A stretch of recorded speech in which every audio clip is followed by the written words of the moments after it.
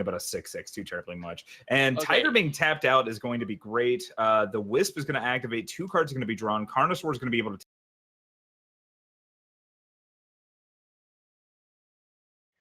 You're watching the Eternal Tournament Series.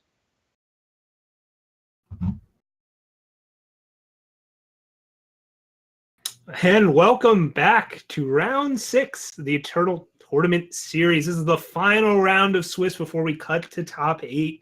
And, once we go to top 8, we eliminate from there and figure out who gets an invite to the next invitational for this season. So we've got quite a doozy of a matchup here. And to help me break it down, I hope, is Gabe, a.k.a. Calimdir. Yeah, I'm right here. Never left us for even a moment. So we've got Man5iac or Man5iac, we'll never know how to actually pronounce it, on 4 faction control against HiThar, who we saw earlier on Argenport Aggro. What do you think of this matchup, Calimdir? This is a really interesting matchup, mostly because of what Man5iac is doing over there. On the Argenport Aggro side, we've seen this. We've seen HiThar playing it actually earlier, and we've seen a couple other people playing similar versions. But Man5iac is, well, he's a little bit of a maniac here, bringing 4 different factions in his control list and a lot of influence requirements. He's mostly, I have to take another quick glance at his deck list, but I feel like a lot of his tools are mostly geared towards other control decks, so it's going to be interesting how this plays out. I love this from Man5iac. Normally you think 4 faction control, big, clunky, expensive stuff. This deck really hinges on the power and flexibility of its 3-cost spells. We've got 4 Banish, 4 Island's Choice, 4 Slay, 4 Wisdom of the Elders. So when they're holding up 3, it could be Island's Choice, could be Banish. That's sweet. And then Knight Chancellor Seraph is a great 3-drop, and one of Calimdir Healer, because why not? So it has a lot to do, even if you're playing out depleted power on, say, 4, 5, and 6. You still got these high-impact, powerful 3-cost spells. And then Harsh Rule, Inquisitor Mokdo, on the top end, one of Zindel's Gift in case you want to get it with Omen, Mystic Ascendant doing Mystic Ascendant things, and Staff of Stories, because why not? So really intriguing deck here. Maybe the most crazy thing about it is one Find the Way. Yeah, so now that I'm getting a really good look at this list, the thing that stands out most to me, other than card choices and then it's the 4 faction deck, is that it is a true 4 faction deck. There's no splash in this deck. It's a pretty nice even spread across all the influence. Maybe Justice a little bit lower, but there's just so many multi-faction cards in here.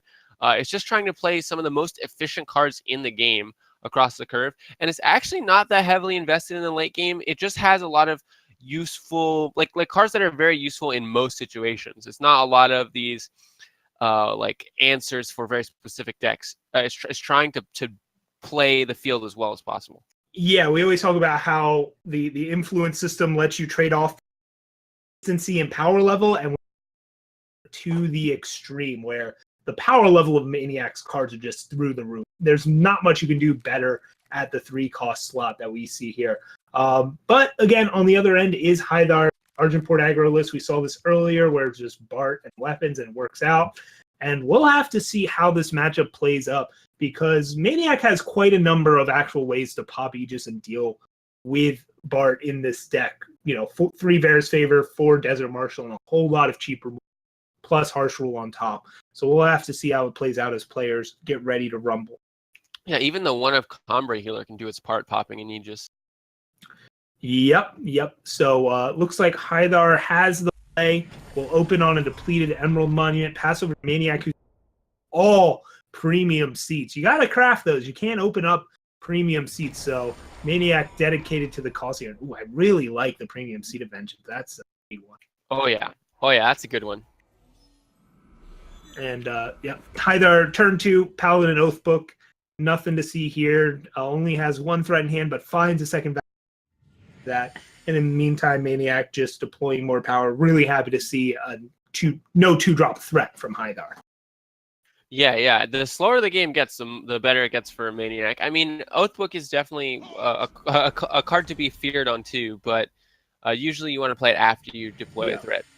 The funny thing here is that a 3 is harder for Man5iac to answer than Island. Yeah, because of the Island's Choice and things like that. Yeah, but Maniac doesn't have anything like that here. It's just go Wisdom the Elders as HiThar gets in with a Valkyrie Enforcer and debates on whether or not to play a second threat. And of course, Maniac's deck has Harsh Rule, so you always have to be a little careful. Yeah, and Maniac, I was concerned about his time influence, but he really only needs one for most of the cards in the deck, and he did first draw of this game, draw the Seed of Progress, which is going to be super useful here. He's been hiding his time influence. It's not as useful in tournament play as it is on ladder, but it is still a good technique to sort of trick your opponent into maybe not playing around something you might have. HiThar opts to play out the Tinker Overseer here instead of probably wanting to save the silence from Enforcer and not play out 2 threats. I generally, against Harsh Rule decks, want to go to 2 threats exactly. But when you're light, it makes sense. But now Maniac can double Vera's favor this Tinker Overseer if they want to. They could opt to play out a Mokto. I doubt we would see a Staff of Stories in the spot. What do you think you should do here? Well, with the information we have, I say double Vera's favor. But from Maniac's position, I'd probably be tempted to just develop the Mokto because it's super power efficient, and you want to get those cards out of your hand so you can maybe play 2 cards next turn or so on. Yep. Maniac, not sure, hasn't seen if the blown out, air quote this, by a Finest Hour. And there is just appeal to getting potentially block this flyer. Of course, if they have any kind of weapon, it wouldn't work, and instead we see a Valkyrie Enforcer come out to silence Mokto. Yeah, so that silence is a pretty big deal in this Mokto. 5/5 is still relevant, but not when it can't block any of the threats. And another Mokto is a great draw here. Yep, another Mokto off the top is big. The other crucial thing that happened is now that 3/3 or that previously 2/2 flyer, you can't double Vera's favorite anymore. It got buffed by Paladin Oathbook. It is now a 3/3 flyer. These Vera's favors aren't killing anything at this point, but at least you have them in hand to maybe pop Aegis in the future as this Mokto gets hit by Slay. Oh wow! Wow, this is a great series of turns here for HiThar. He's extending a bit into Harsh Rule, but that's okay. Like he's got to take that risk at this point because he doesn't have a lot of other outs, and it looks like it's working for him. Yeah, this attack with Mokto is a little aggressive. It actually gets the block out. I would be shocked. HiThar blocks here and gives up a wing, but yep. Maniac getting in for 5 means they could just die to a spell here. I don't know if that's worth the 5 damage, but Maniac thinks so. Plays out the Mystic Senate, which goes up to 6/6 now, and is looking at lethal on the other side of the board. And we'll see what HiThar rips. And he's just, I think he's just trying to take every little bit of advantage that he can. And HiThar won off of lethal with this Finest Hour, so he's just going to use the Finest Hour to trade, or to the Finest Hour itself as a card is going to trade with Mystic Senate, keeping the Direwolf or the Direwood Beast on the field. Yep. Now, Maniac is not dead yet. Has the Island Choice, which won't be looking at quite lethal as the 3/3 flyer would survive 1. But we'll have to see what Maniac does with the rest of his power this turn. I'm guessing just Seraph, Seed of Mystery, hold up Island's Choice is what you do here. Yeah, it's a rough spot. You could bear his favor first.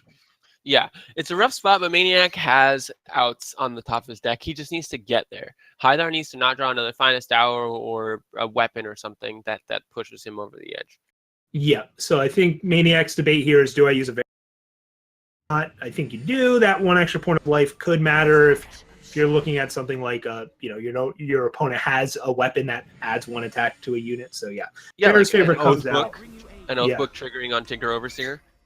Yeah, that's true. Even just playing it off the Overseer, you don't even need the swings. But yeah, Vera's favor comes out, Seraph comes down, Island's Choice is up, and we'll see what HiThar rips off. There's the Oathbook you mentioned. Hey, so that 1 point of life being real crucial here. So good play by Maniac, good spot by you, and here we go. HiThar, I gotta assume hits the A space. But we'll see what happens. Okay, just the flyer, sure, that makes sense. Yeah, you don't get too much out of trading in the Beast Caller. and you can play weapons on it later. Yep. So Maniac goes to 1, gets a draw step, and it's only a Seed of Vengeance. Staff of Stories is life gain here, but it's not enough due to Oathbook, so is instead going to use Suraf Lotto and hits a flyer. Oh, Boom! 210 flyer. This is a Highwind Glider. For those that don't draft much, might not have seen this much. It's normally a 1/5 flyer, but here it's a 210 that you can pay 5 to draw a card, and means that it can block this Valkyrie Enforcer for 2 turns at least until the Oath books make it too big. Yeah, that owl has a big booty, let me tell you. Yeah. So that's a pretty good hit off the Seraph Lot. Not but enough. And now Harsh finds rule, a harsh rule. So Maniac could just Staff of Stories harsh rule here, or sit on the Seraph and go that direction as well. HiThar does not main board any protects. So by using harsh rule, you cut down on their outs lethal this turn. You have a Staff of Stories and hopefully that reloads. But there's some risk that HiThar reloads faster than. Correct me if I'm wrong. Okay, not that anyone should do this, but technically he could have also paid 5 to draw a card off Highwind Glider and then played harsh rule and then played Staff of Stories after. Sure. I don't think that's really useful, but yeah, I think it's better to play a Staff of Stories than activate Highwind. It's certainly a line of play. You could have also just activated Highwind Glider twice and sat on it that way. Wow, yeah, that would have been spicy. Hey, there's the Mokto. Yeah, Mokto's been lurking. He shows up. Maniac could use harsh rule again here. Just try and keep playing the draw cards off staff line of play. Because again, if HiThar finds a removal spell or another silence for Mokto, this flyer is lethal with 2 Oath books in play. Yeah, and so there's something. Now that we have a minute while players are thinking about this, I wanted to talk about a really interesting, or something really cool about the way Maniac's deck is built. So Mokto is a card that has had a lot of contention around it since Omens. People thought it was going to be like the best card in Omens, and a lot of people thought it was just average and okay, and it's still kind of up for debate. This deck puts together a lot of card draw, and it makes Revenge a much more powerful ability. Yeah. When you're cutting the amount of time in half, it ups the power level of Revenge. As we see, Maniac opt to the harsh rule, clear away the Valkyrie Enforcer, and kind of whiff on these draw steps, but at least found a Slay in the meantime. And so this Bart won't be able to close out this game as the Varus Favor will pair with it and take it down. And that Bart was going to be a big deal, but when you're drawing 2 cards a turn, the 2-for-1 from Aegis isn't as big of a deal, and he's able to Varus Favor and Slay here, even keeping a Desert Marshal, or just Desert Marshal right here.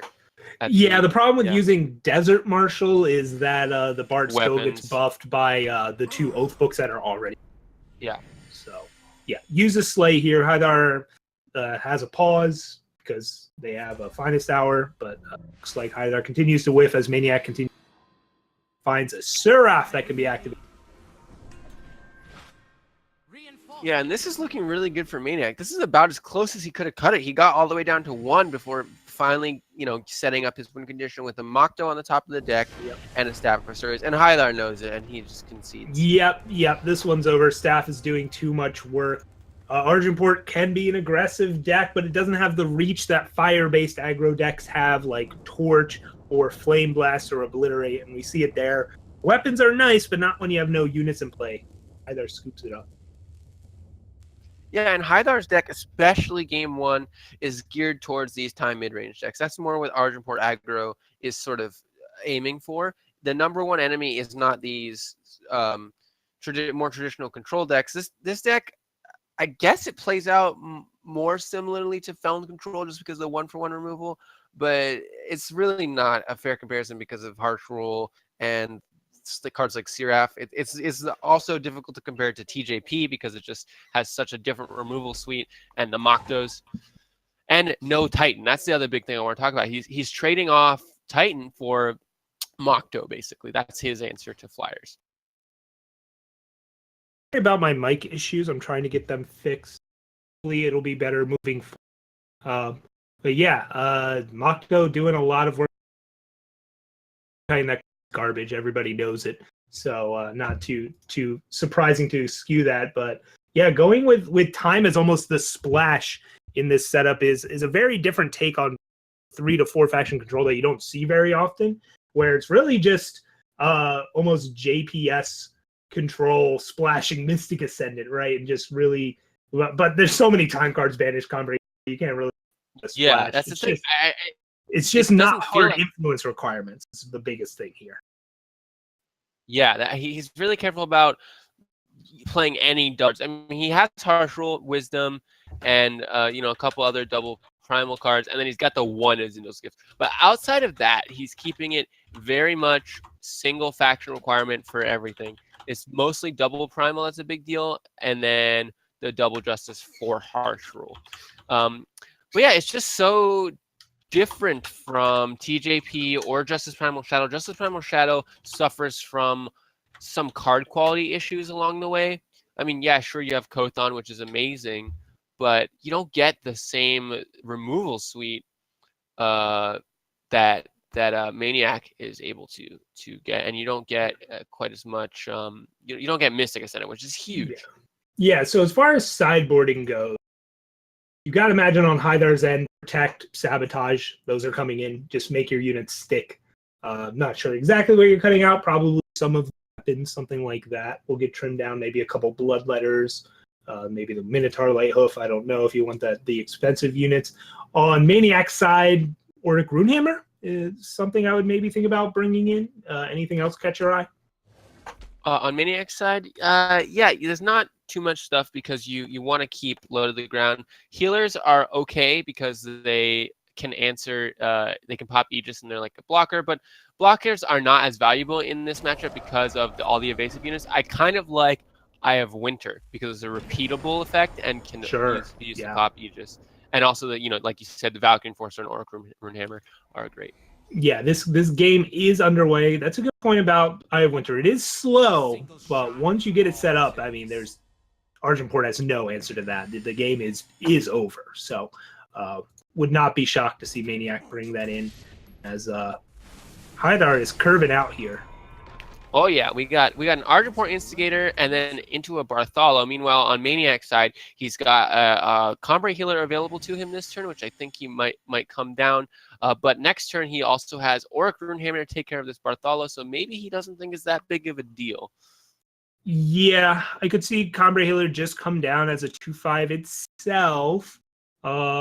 Could also, if they want to pop an Aegis, could just use Vera's Favor instead. But we'll see what Combray Healer targets. And decides to just be a 2/5, make it something HiThar has to deal with, or it'll just prevent the damage of Instigator. As you said, with a hammer in hand, you're not too worried about too many things, although Bartolo would get out of hammer range with a Bloodletter. Yeah, Bloodletter being a very good card, especially now that it's a 3/3. And then Combray Healer eating Slay is pretty good. Mm-hmm. The one thing that Maniac's hand was sort of missing an answer to was this Instigator. Not until he gets to 5 power with Harsh Rule, which is not really where you want to be. Instigator will have got in his damage at that point. So the Combray Healer was useful, but Slay doing work, and now Maniac is really on the back foot. But this is where we saw him last game. I don't think HiThar had this many threats, though. Yeah, and Maniac has double Harsh Rule. They're not too worried about going down to 14 here. That's still plenty of life against a deck with absolutely no reach. HiThar hedging their bets here, just playing out a District Infantry, not playing out any of the other evasive threats, and Maniac cleans up that board with Harsh Rule. So the real question here is, how much value is Maniac going to be able to squeeze out of this second Harsh Rule? And is this Island's Choice going to find a target? The value out of Harsh Rule might be irrelevant here as Auric Runehammer, but opted to not use it, which is just crazy to me. Even if HiThar had a Finest Hour, you keep your hammer and you finish it off with Vera's Favor. So I don't know if he was thinking about that, but still. Yeah, I'm not sure why Maniac opted to not use Hammer there. I really can't think of a reason not to other than save it for Bartolo, but that seems a little odd to me. Instead, just plays power, passes, sitting on this Harsh Rule, going to take 4 more here, go down to 8. Yeah, I'm wondering, no Harsh Rule, no Runehammer. I mean, Runehammer is not as good now because it just dies to the second Tinker, Yeah. but how much damage is he willing to take before this Harsh Rule? And is Well- HiThar going to be willing to commit anything else? Yeah, I don't think HiThar will commit anything else. This is a 2-turn clock on its own. Your opponent has to do something, but I mean, if he does get HiThar, Maniac gets HiThar to play another huge victory, especially because you pass on Harsh Rule here because you can just hold up both Island's Choice and Celestial Omen like the World's Your Oyster. And we see HiThar pass up. Maniac gets to tutor for something. Not sure what. We'll find out soon enough. What do you think they're looking for? I'm thinking maybe Mokto. Just like But I'm look for not a win sure. con here. I think I would look Yeah. for Ascendant before Mokto in this situation. Yeah, you have a power in hand with Fair Yeah. Saver. I like but there's Ascendant. the He Eye of goes Winter. Eye of Winter. Yeah. Okay. Just about to mention that as a possibility here, as we said. Once you stabilize and get an Eye of Winter down against Argenport, the game's over. Like they're not coming back. And so I like grabbing that here from Maniac, and now we'll. Yeah, so he feels comfortable playing the Harsh Rule with the Island's Choice, the Eye of Winter, and the Runehammer. Mm-hmm. Notably here, though, Eye of Winter stunning could be silenced for one turn by this Valkyrie Enforcer to get in potentially lethal. But of course, Maniac has 2 Island's Choices and can hold them up here, so it won't be too big of a deal. Oh, yeah. Yeah, this is going to be a rough one. I think, I mean, the game's not over because it's going to be quite a few turns before the game is over, but I'm not sure how HiThar gets out of this at all. This is a pretty rough lock to be in. Maniac just needs any card draw, and he's got this game really in the palm of his hand. Yeah, because now Ordic Runehammer can clear out here. Maniac's, I guess just holding it for Bartolo is why they didn't want to use Runehammer before. And it's not like you can really hit HiThar's face when you have reactive removal and stun. So, fair enough. Holding on to the Runehammer here as HiThar deploys out a 5/5 flyer and impending, and drew a Bartolo that we were talking about. Yep. And I think Maniac is just going to elect to keep the Valkyrie stun. Nope, goes for the Impending Doom. The Valkyrie will become a 4/4 when it swings to the Village Book, so it's still in Island's Choice range. So by keeping the Impending Doom stunned, you have a win con. Yeah, exactly. That puts HiThar on a 20-turn clock. Oh, but now we do see the hammer come down, so now HiThar might elect to hold on to this Bartolo and find out. Yeah, now that he has the information that the Runehammer, that has the Runehammers on the field, he knows, if he plays it, it just dies his Runehammer. Yeah. And that's not really where he wants to be with Bart. Yeah, it's peculiar that Maniac decided to hold on to the rune, now finally decided to use it, but sometimes your patience can wear thin. Yep. HiThar drew bait for the hammer, gets Maniac to use the hammer on a Tinker Overseer, and Maniac's fine though. Draws a Mokto for turn. Yeah, and now Maniac is in a position where he has Eye of Winter, he has removal, he's the control deck, and he's also just playing better threats, right? Yeah. What is HiThar going to be doing? He needs some kind of crazy weapon combo on this Bartolo to really seal this game up. So now Maniac will switch to stunning Bartolo. Vera's favor, Aegis will use Eye of Winter on it. Island's Choice can take out this Impending Doom, and you can just use Mokto as pressure. The one risk with that is HiThar, this is post-board, could have protects. So HiThar could potentially have both a weapon and protect, and Maniac doesn't care, wants to end the game anyways, but he's giving HiThar a window here. The thing is that he would have had to have drawn the protect just now. Yeah. Oh yeah. It's a risk versus reward thing, and I think fine with Maniac taking that risk, especially when they knew their opponent didn't have a protect, because there's no pause in response to Eye of Winter. And Eye of Winter is just so powerful against Bart. Just feels like a 2/2. But this is interesting now. HiThar drew another Bart, so this Combrei Healer can't block it. This Mokto can't block it. It is a clock that's inevitable. And that's the argument why Maniac should have swung with Mokto last turn and did, because now we're in a racing scenario. Of course, Maniac draws hammer off the top, and none of this actually matters. Absolutely brutal from the side of Man5iac. Yeah, these rune hammers out of the sideboard doing a lot of work. There's only 2 of them, and they would be, and we see that here as it takes care of Bartolo super cleanly. And we'll see if Man5iac decides to play healer here. I would think it would come out. Yeah, there's the Calimdir healer. So I'm not sure what HiThar can draw at all. Like another Impending Doom is... I mean, it's just damage from the Mokdo now. It's just a really big deal. Yeah, HiThar has the Vanquish for Mokdo. Valkyrie Enforcer is a good draw. That's pretty big. Man5iac will be able to start stunning one of these and use the hammer to finish off the other, and looks like double Calimdir healer for a quick enough clock. So, Man5iac still in driver's street. Eye of Winter doing a ton of work, and we'll see if HiThar can draw something to get out of this too. He's gonna need a lot of luck. And doesn't look like luck is on his side. Yeah. Whatever he drew, he passes for turn. And yeah. Oh, and his stream just ended for me, so I have a feeling. Yeah, it looks like it might be the connection, but yeah, HiThar scoops up, and Man5iac takes it down. And that's that. That is the game. 2-0 in Man5iac's favor. Dealing with the threats that HiThar was presenting. And again, HiThar getting, but doesn't quite have the reach to close it out either time. And Man5iac turns the corner and gets it done. Yep, that's it. So that's going to put Man5iac, I'm pretty sure, into top 8. I think that'll put him at 5-1. HiThar still has a chance to make it on breakers, but it's pretty unlikely. We'll find out. I mean, we only get... okay, I don't have perfect information, so I won't say, but only a few 4-2s will be making it in. We'll have your top 8 after this. Once we get into top 8, that'll all be announced after this round. Yep.